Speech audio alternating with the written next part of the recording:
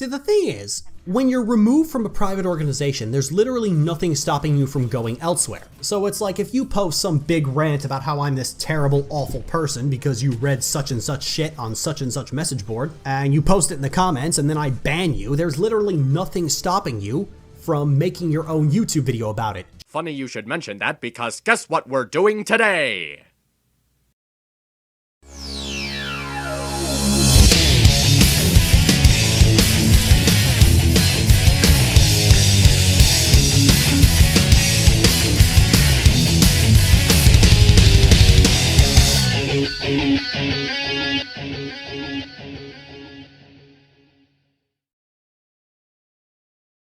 Indulge me, fair viewers, as we jump into the Doctor Who phone booth, take a ride in the Back to the Future DMC-12, and venture back into the fateful year of 2015. Why, hello, good sir. How can I help you today? Why, yes, I'd like to purchase one of your fine wares, good sir. I think I went back a little too far. Deadpool was announced on YouTube. Tommy Oliver was trimming his facial hair in preparation of dooming his Patreon endorsement. Konami lost its shit following the release of Metal Gear Solid 5. But above all other things, was the following cosmetically shameless exordium.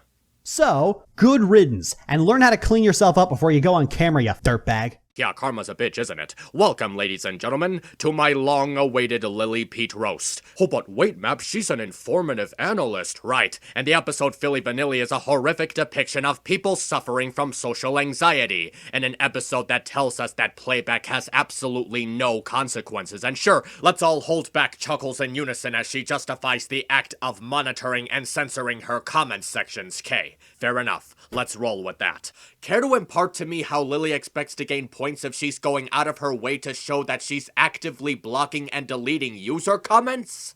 You see, according to the First Amendment of the United States Constitution, it's imperative that the freedom of speech be fully protected in order for decent individuals to properly express their opinion on a topic that— You know what? Fuck it! Ask Maxie! Censoring comments is bad. It's why nobody watches Noah Antweiler anymore.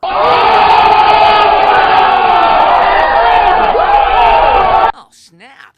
The theme behind Lily Peet's content is taking an episode and poking fun at it for several minutes while talking about select topics related to the show and the fandom depending on what mode her ego is sent to. Can it be entertaining? Absolutely. The problem though is that nearly every frame of Lily Peet's content is venturing into the same unsafe haven as the foundry of misleading content, Duck Walker's rapidly aging Disney-cember reviews, all the way down to the censorship video.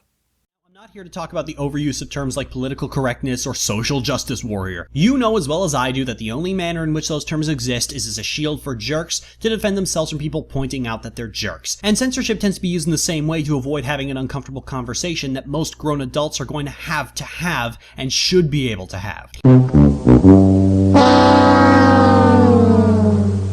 And I can hear some of you now. Relax, man. Take a seat and stuff your face with popcorn. Lily Peet is a comedian. One of your favorite cartoon franchises is about satanic children mocking everything that's wrong with our society. Expecting comedians to be nice to people is like expecting Dr. Wolf to allow profanity on his videos. Holy crap, I am freaking out.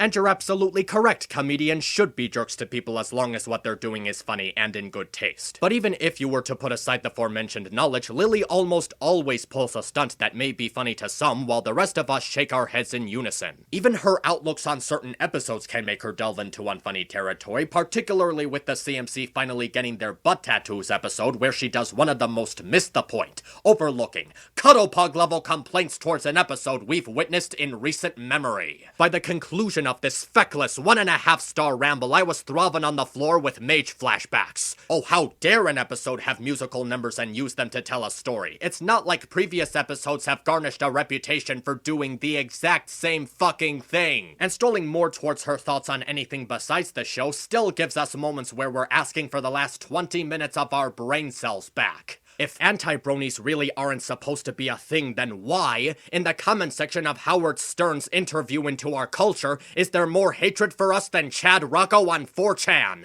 Who states this nonsense? Harold Camping? By the time this woman moonwalks her merry way out of imagination land and actually gets to the part where she tells us that the whole act was part of a joke, she's 20,000 leagues deep into a damaged reputation. My dear, you are YouTube famous, so stick to what made you famous, and then her hate for Silly Philly Studios shows up, and flatly refuses to go the fuck away. Word of advice, Lily. When placed into the right hands, the idea of some bum on the internet going on and on about how much they believe they know about stuff can be beyond hysterical, but when you do it, constantly going on about the fandom's ego in spite of your own ego while constantly talking down to your audience isn't 1/15,000th as funny as you evidently think it is. I mean, sure, you're not all that bad. You've done some nice things, like raising awareness on Keyframe's situation, and you've even vastly improved the life of one of your fans. But at the end of the day, you got problems, and they need to be addressed. Which brings us at last to her defense in YouTube's copyright system. When the time came for her to be interviewed by FNGR in the Limbo podcast, you really have to hand it to Lily Peet for waiting a full 3.5 seconds for signing with YouTube and throwing dirt at the mysterious Mr. Enter for rightfully calling them out on their bullshit. Now, whether or not you're a fan of the mysterious Mr. Enter, and as I will address sometime down the road, we all have our reasons not to be, Lily, darling, if you honestly believe that speaking in the defense of YouTube's copyright system is gonna make you look good in any shape or form, you are higher than PewDiePie's sub count. What are you trying to tell us, sister, that people who are fighting against the system are just wasting their time? What are you saying, that Clay Claymore is actually making sense? Buster Baxter was more educational.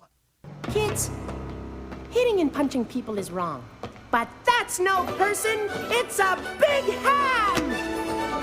Grading? No. Silver Quill with a megaphone is grading. This is pulverizing degradation. But even several, if not more, of Lily Peet's less inspiring moments may have worked out better if she put more thinking into them. And yet to this day, she's still known by many for not being able to take a joke at her own expense and making herself look like a hypocrite. I don't mean to get into any more trouble than I already am at this point, but spoiler alert, can I please get a Lily Peet video from this century that doesn't hate on Starlight Glimmer? If Lily Peet really is willing to go so far to make herself look like one of the bigger names in the analysis community by saying such edgy remarks like Digibro and Tommy Oliver are insufferable analysts who do way too much nitpicking, then what exactly does it say about Lily Peet's argument in this situation that in a show festooned with wall-to-wall poor characterization of the 10% male population, the most consistently hated character on her channel is a character showing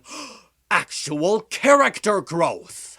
I'm done with Starlight Glimmer. I'm sick of complaining about her. You guys are sick of hearing me complain about her, and I gave her 3 chances to stop sucking and she blew every single one of them. So even if they do massively shake up the character, I will never know because the writers took too much for granted one too many times. So if an episode is advertised as centering entirely around Starlight in some manner, I'm not going to bother watching it, let alone make a video on it. That's the most selfish, egotistical thing I've ever heard. Thank you. Oh my word, this tune is annoying. Yes, I know it's really annoying. I can't get this song out of my head. Make it stop, this tune is annoying. I gotta go to work in the morning. Now I'm gonna be humming in my bed. Oh my word, this tune is annoying. Yes, I know it's really annoying. I can't get this song out of my head. Make it stop, this tune is annoying. I gotta go to work in the morning. Now I'm gonna be humming in my bed. Oh my word, this tune is annoying. Yes, I know it's really annoying. I can't get this song out of my head. Make it stop, this tune is annoying. I gotta go to work in the morning. Now I'm gonna be humming in my bed. Subscribe, why not, yes?